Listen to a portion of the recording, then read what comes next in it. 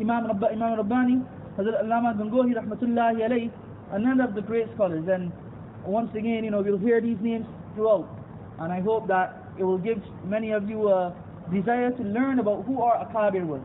Allama Gangohi Rahmatullahi alayhi was a great Buzurg.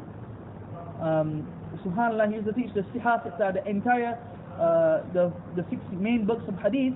He would teach these himself, and many students would flock to him and sit and learn from him.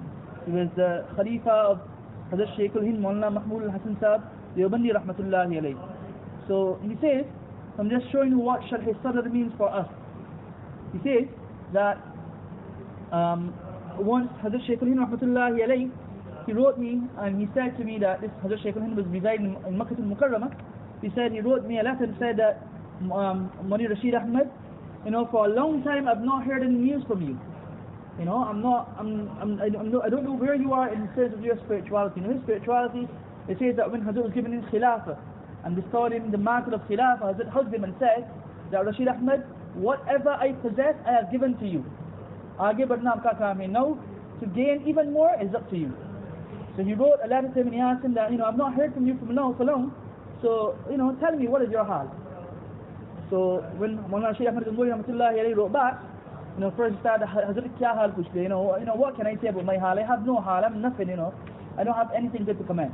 And then he said that Hazrat started asking me, and one of the things he mentioned was that Hazrat, when I sit and I have no ishqalat whatsoever about the Sharia in front of me, the Hadith, the Quran, there's no ishqalat whatsoever, there's no question marks, no sawab, no doubts ever forming in my mind. Now, for him to say that is something great, because here's a person teaching Hadith. So sometimes you'll see in one Hadith, Hadith Sallallahu did this action, and then it seems contradictory when you look at another Hadith that he may do a different action, so it seems to contradict itself. Hazrat Rahmatullah is saying, but however, when I sit to read these Hadith and I read the Quran, Allah has opened up my heart. This is what opening up the heart is. Allah has made me stretch, but I see no contradiction whatever. It is all clean and pure in front of me. So we pray to Allah that Allah makes us like this, and Allah opens up our heart for the knowledge and for the deen. So the Sahaba, then they asked that, Rasulullah sallallahu alaihi wasallam, you understand that this is Sharh Sadr, but are there any alamat, and are there any signs that we will know that a person has been blessed with the opening of his heart? The Nabi sallallahu alaihi wasallam said yes. There are principally 3 signs that you will understand from. At-tajafi and dar al-ghurur. Number 1, this person whom Allah has given Sharh Sadr and opened up his heart, he will have no inclination towards the world. His inclination towards the world will be basically nothing. وَالْإِنَابَةُ إِلَى دَارِ الْخُلُودِ, and constantly he will be focused to the journey to the Akhirah. وَالْإِسْتِعْدَادِ لِلْمَوْتِ قَبْلَ النُّزُولِ, and he will be preparing for death before death comes to him. So a person, you can understand a person who has Sharh Sadr, he will possess these 3 qualities. At-tajafi ad-dar al-ghurur, he will have no inclination towards the world. وَالْإِنَابَةُ إِلَى دَارِ الْخُلُودِ, and his full attention and focus will be to the hereafter. وَالْإِسْتِعْدَادِ لِلْمَوْتِ قَبْلَ النُّزُولِ, and always we will see that he is preparing for the life to come. In the second verse, Allah says, وَوَضَعْنَا أَنْكَ وِزْرَكَ, and the third, الَّذِي أَنْقَضَ ظَهْرَكَ. That, O Rasulullah sallallahu alayhi wa sallam, 2 more, one other ni'mat, one other bounty Allah is mentioning. That, and did we not lighten your burden, O Rasulullah sallallahu alayhi wa sallam, the burden that was breaking your back? Now what is this burden? The Quran does not explain what this burden was, or what was the boj, or the weight that was so difficult on Rasulullah sallallahu alayhi wa sallam. There is no mention of what it was in the Quran. The commentators have mentioned, however, that we can there are 2 things that we can interpret from this verse. One is that, and this is the meaning that is more preferable to the majority of the commentators, that when Rasulullah sallallahu alaihi wasallam was given the hukam that you now go and call the people towards Islam, and then there are many ayat said in Rasulullah sallallahu alaihi wasallam, huwa alladhi arsala rasulahu bil huda wa dinil haqq liyudhhirahu ala ad-din kulli, that we have sent the Rasul with huda, with guidance and the true deen, so that this deen becomes on top of all the other deens. And then the verse came, fastaqim kama umid, that you remain steadfast, O Rasulullah sallallahu alaihi wasallam, that you have been commanded. So these verses, and the Rasulullah sallallahu alaihi wasallam saw the Nabuwa and the task as being very difficult. That how can I fulfill this? I have to go and it is a task I have to fulfill. I have to make sure all of the ummah is saved from the fire of Jahannam. I have to do this, I have to, bring all of them onto the straight path. And the task is very, very, and he can see, and then he's facing opposition. So Allah said to him, "Oh Rasulullah sallallahu alaihi wasallam, don't worry. You don't worry about this too much. Your job is to go and propagate. The results will be in the hands of Allah subhanahu wa ta'ala." Hidayah, as you find the verse, إِنَّكَ لَا تَهْدِي مَنْ أَحْبَبْتَ وَلَكِنَّ اللَّهَ يَهْدِي مَنْ يَشَاءُ. Oh Rasulullah sallallahu alaihi wasallam, remember that you will not be able to guide whom you wish. Rather, Hidayah is in the hands of Allah subhanahu wa ta'ala. So this was one invitation that, oh Rasulullah sallallahu alaihi wasallam, we lightened the verse that was breaking your back. So Allah consoles him and says that, you do what is in your, what is in your capacity, then you do.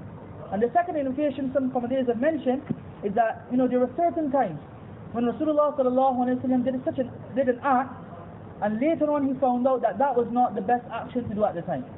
Now, it was not a sin. It was not a sin because Anbiya are Ma'soom, Rasulullah of course is Ma'soom. He never committed a sin. But there were certain times when what we call khilaf awla, right? Best and better, so he said something that was better, he didn't do what was best basically. For example, I mentioned in Surat-ud-Duha, when the disbelievers came and asked him regarding the 3 questions, and the 3 questions were posed. MashaAllah, one brother had asked, so inshallah just quickly went through those 3 questions after. So the 3 questions were posed. So Rasulullah sallallahu alaihi wasallam said, "I'll tell you tomorrow," and he did not say inshallah. When he did not say inshallah, the wahi stopped for a few days. So when Rasulullah sallallahu alaihi wasallam after found out, and then Allah afterwards answered that, وَلَا تَقُلْ لِشَيْءٍ إِنِّي فَاعِلٌ ذَلِكَ إِلَّا إِنْ شَاءَ اللَّهُ. You remember Allah, you say inshallah. So sometimes these things would worry Rasulullah sallallahu alaihi wasallam, and we think that these things that I did not do, maybe Allah is angry with me. Allah says no. Oh Rasulullah, Allah granted him the verses in which Allah says that your previous, even if you were to commit a sin in the past, those are forgiven. If you are to commit a sin in the future, all of that is forgiven. Everything is forgiven, Rasulullah sallallahu alaihi wasallam. You are totally forgiven. You are not going to be held accountable in the court of Allah subhanahu wa ta'ala. So this is what is referred to, that وَوَضَعْنَا عَنْكَ وِزْرَكَ الَّذِي أَنْقَضَ ظَهْرَكَ, that we have lightened your burden, O Rasulullah sallallahu alaihi wasallam, that was breaking your back. Inshallah we'll continue from here, inshallah, on Friday. Because inshallah tomorrow will be the Durush Majlis. Inshallah on Friday then we'll continue from here. Just the question was posed that there were 3 times the sawalat that the disbelievers of Makkah came and they asked that, oh Rasulullah sallallahu alaihi wasallam, we want 3 questions. One was, tell us about those 7 youngsters and what happened to them. So that is a full detailed story that is mentioned in Surat-ul-Kahf. Inshallah will be read in the Taraweeh Salaah tomorrow. And that story is famous, that there were 7 youngsters. The place they were in was very evil, and the people were not believing in Allah subhanahu wa ta'ala. They were worshipping other God besides Allah subhanahu wa ta'ala. And then one youngster, understanding that this is wrong, what was taking place is wrong, he gets up and he walks, and that was the day that they had a big fair, and a big celebration taking place. When the celebration was taking place, one youngster decided that he's not going to go there, so he went and sat in one corner. Another youngster came and sat, a 4th, 3rd, 4th, 5th, 6th, 7th, and they saw a dog come in and sit, and and then all these youngsters were there. These youngsters were there, and finally one of them broke that. He said, "What are you here for?" And then they said that they realized that all of them were there for the same reason, and that was that they were not in agreement with what was taking place, and they wanted to be muwahhid, and they were worshipping Allah and Allah alone. So then they started to establish their own prayers in their own homes or wherever they were, and slowly word reached to the king, and the king called them, and let's be very brief, summarize it. The king called them, and he told them that if you don't return from your evil ways, you'll be dealt with. So then they went, and then they decided that it's best that we leave this place. So they went to a cave, and they went there and they slept. And a dog had followed them whilst they were going. And this dog went and sat on the mouth of the cave. And everyone went looking for them, they could not find them. And Allah subhanahu wa ta'ala put these 7 youngsters to sleep. It so happened now that when they woke up, approximately 300 years had gone by. They did not know, they thought that it was only the next morning. And we understand the conversation in the Quran that when they woke up they said, we're hungry, let's go and get some food. And there were so many wisdoms behind that. Allah was moving their bodies, so that the body will not dry up and will not rot. Then they were being protected from the sun and the heat of the sun. Then the way the dog was positioned was such that no one would want to come in because they would think that the dog was also alive. And there's so many beautiful hikmats and wisdoms behind all of this. So when they woke up now, they said one of them said, go and get some food first. When he went to get the food, they realized that the coin that he had was a coin dated back for a long time. So the person startled. And then they went and they did check in and they realized that these people were the same people who 300 years ago went away, because it was all recorded that there were some youngsters who had went away and who had turned away from the deen. Now what had happened was that 300 years after, now these people were proper and they were believing. However, they had one lack in their beliefs, and that was they did not believe in life after death.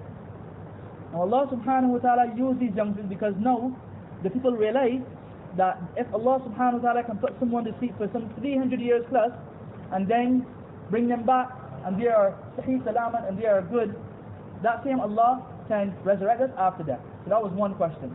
The second question that was posed, and all two questions were answered in Surat-ul-Kahf. The second question was, who was the person who ruled the entire world, and that was Zulqarnain. And then the last two rukus of Surah Kahf, the mention is made of that. Zulqarnain was a very powerful leader, and he was a very just and adil leader, and he went and he ruled the world. And he was the one who put a barrier to block Ya'juj and Ma'juj and their destruction. And the third question was وَيَسْأَلُونَكَ عَنِ الرُّوحِ, and that is in Surah Bani Israel. Allah asked, did they ask about ruh? So Allah said, وَيَسْأَلُونَكَ عَنِ الرُّوحِ قُلِ الرُّوحُ مِنْ أَمْرِ رَبِّي. That is a matter of your Lord, you don't answer about that question. But these were the three questions. And Allah subhanahu wa ta'ala give us the understanding of what has been said today, and let us practice and let us bring the love of Rasulullah sallallahu alaihi wasallam to our lives.